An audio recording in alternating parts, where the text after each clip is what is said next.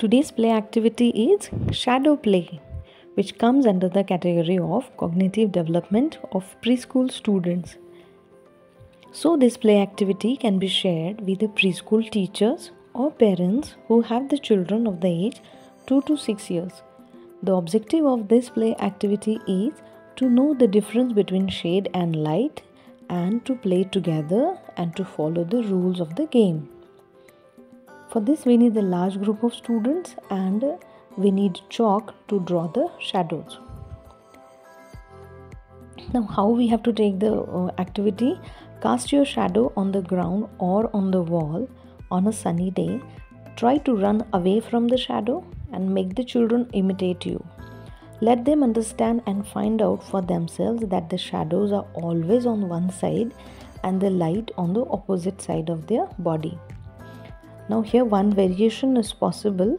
Make the children stand near a wall or on a sunny day where their shadow falls on the wall.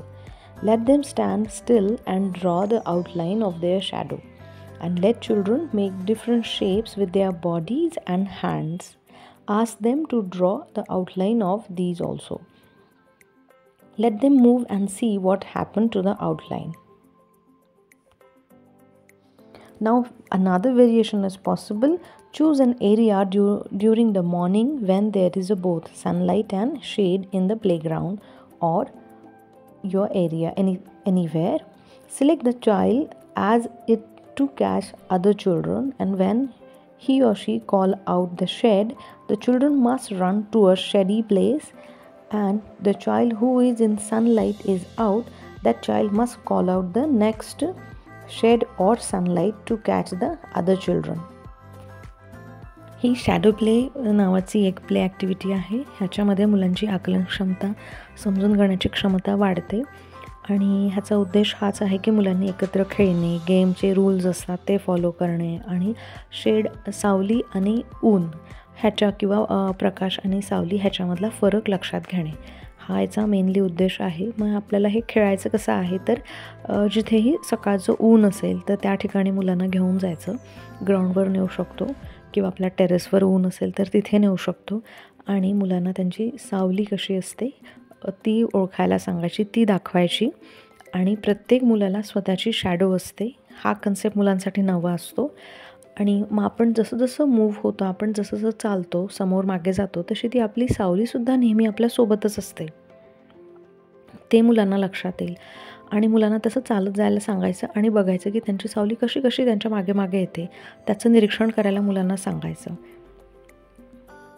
आणि ज्या बाजूने उजेड पडतो त्याच्या विरुद्ध बाजूने सावली पडत असते ह्याचंसुद्धा मुलांना निरीक्षण करायला सांगायचं. त्यानंतर ह्याच्यामध्ये आणखी एक असं व्हेरिएशन असं होऊ शकतं की मुलांना भिंतीजवळ उभं करू शकता तुम्ही आणि एका चॉकने त्यांना त्यांची सावली त्या भिंतीवर काढून द्यायची आणि ते जर समोर गेले तर ते जे आउटलाईन केलेली आपण आहे ती कशी मागेच राहते आणि ती सावली आपल्याबरोबर येते हे पण आपण मुलांना सांगू शकतो. किंवा मुलं मोठे असतील, त्यांना काढता येत असेल तर मुलांनाही आपण चॉकने त्यांची स्वतःची सावली काढायला सांगू शकतो. आणि त्यानंतर आणखी एक व्हेरिएशन याच्यामध्ये असं आहे की आपण ऊन सावलीचा खेळ खेळू शकतो मुलांसोबत. म्हणजे एक मुलगा त्याने जर ऊन म्हटलं तर सगळ्या मुलांनी पटापट उन्हात पळायचं, जो सावलीतच राहिला तो आऊट. आणि जर त्या मुलांनी सावली म्हटलं तर सगळ्या मुलांनी पटापट सावलीमध्ये पळायचं, जो उन्हात राहिला तो आऊट. असाही हा एक गेम होऊ शकतो. आणि मुलांना स्वतःची शॅडो, बऱ्याच वेळा मुलांना भीती वाटत असते आपल्या सावलीची, तर ती भीती घालवण्यासाठी हा गेम खूप चांगला आहे की ह्याच्यामध्ये ही सावली काही वेगळं नसतं तर त्यांचीच प्रतिमा असते. त्यांच्या अंगावर जर लाईटमधला प्रकाश असेल किंवा सूर्यप्रकाश असेल तो पडल्यानंतर त्यांची बॉडी जशी आहे तशीच ती सावली तयार होते. ते जसे जसे पळतील तशी तशी ती त्यांची सावली त्यांच्यासोबत येते. किंवा आपण वेगवेगळे हात आहे, जर उन्हामध्ये आपण हात वेगवेगळ्या पद्धतीचे केले तर त्याच्यामधून हरिण होऊ शकते, हाताचा सापही दिसू शकतो किंवा आपण बटरफ्लाय असेल, पक्षी असेल, वेगवेगळे शेप्सही आपण हाताचे बनवू शकतो आणि सेम तशीच आपली ती सावली तशी आपल्याला मिळते. मग ह्या वेगवेगळ्या उदाहरणांमधून मुलांना लक्षात येतं की ही सावली दुसरी तिसरी कोणी नसते आणि हे माझंच स्वतःची ही प्रतिमा असते उन्हामुळे किंवा उजेडामुळे किंवा कुठल्याही लाईटच्या प्रकाशामध्ये. आणि सेम ही गोष्ट आपण आपल्या घरीसुद्धा करू शकतो.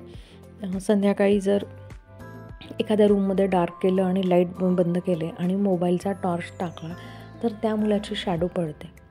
आणि जसं तुम्ही त्या मुलाच्या जवळ मोबाईल न्याल तर ती शॅडोचा साईज कमी जास्त होत राहतो. लाईट लांब गेला तर तुमची बॉडीची शॅडो कशी होते, सावली कशी तयार होते, किंवा लाईट जवळ आणला तर शॅडो मोठी होते का, लहान होते का, ह्या सगळ्या गोष्टी आपण मुलांना निरीक्षण करायला सांगू शकतो. आणि आपण स्वतः मुलांना ह्याच्यामध्ये मदत करू शकतो. आणि त्यांना हा एक सायन्सचा कन्सेप्ट पण आहे, तो पण समजण्यामध्ये हळूहळू मुलांना मदत होईल. जर मुलं 4-5 वर्षाची असतील तर, किंवा लहान मुलं असेल 2-3 वर्षांची मुलं असेल तर त्यांच्या मनात जी शॅडोविषयी भीती असते तर ती नक्कीच या गेममधनं कमी होते.